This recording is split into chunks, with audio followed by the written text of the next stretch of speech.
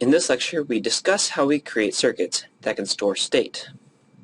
Circuits that store state are called sequential circuits and are created by feeding the outputs of the circuit back in as inputs. In this lecture, we introduce the SR latch and later the D latch, which both store one bit of state. The SR latch is the foundational sequential circuit that we use to build all other sequential circuits.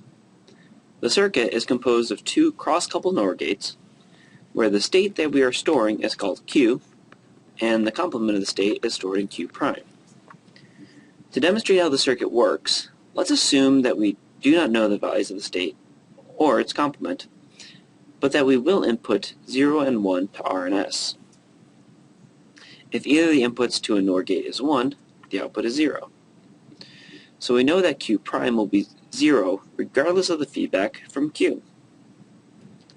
Since R and Q prime are 0, the state will be set to 1. Let's change S to 0. When both S and R are 0, both Q and Q prime will hold their values.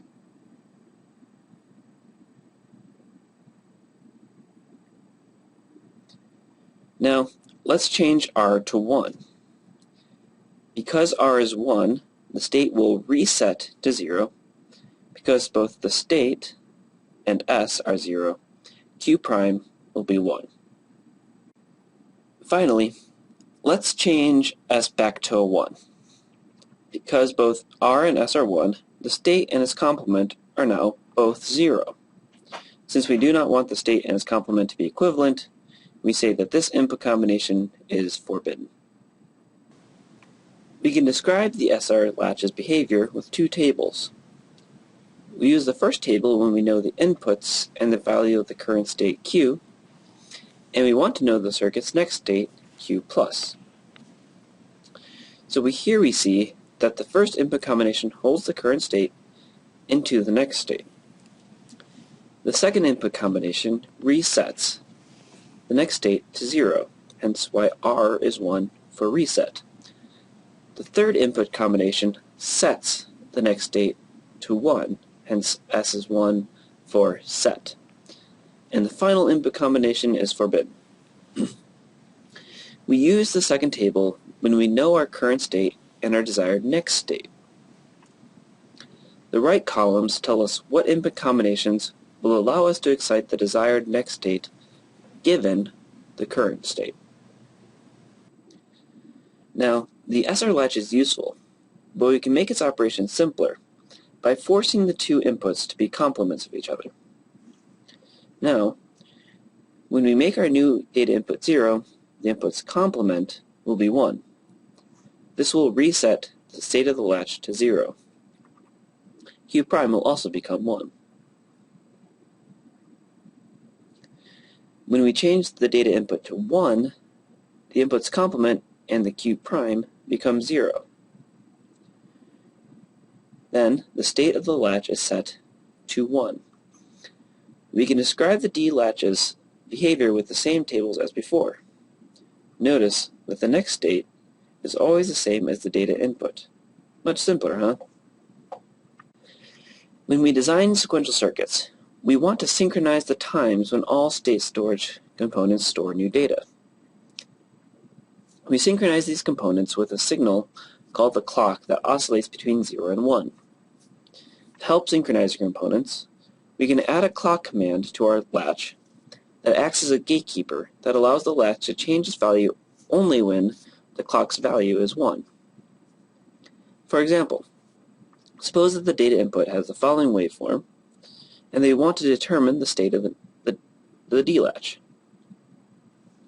Initially, we do not know the state of the flip-flop, but whenever the clock is 1, the latch can change the state, and the latch's state will equal the data input. Whenever the clock is 0, the latch will hold its state constant and ignore the data input. This gated latch is not ideal, though, because we must hold the data input at the desired input value for half of the clock cycle, and that cuts down the time that we have to perform calculations during the clock cycle in half.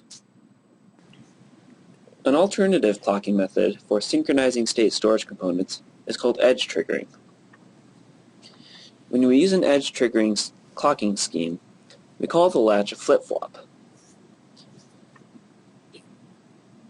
When we have a positive edge-triggered flip-flop, we draw the circuit components as shown above, and the flip-flop reads and stores the value of the input only when the clock rises from 0 to 1.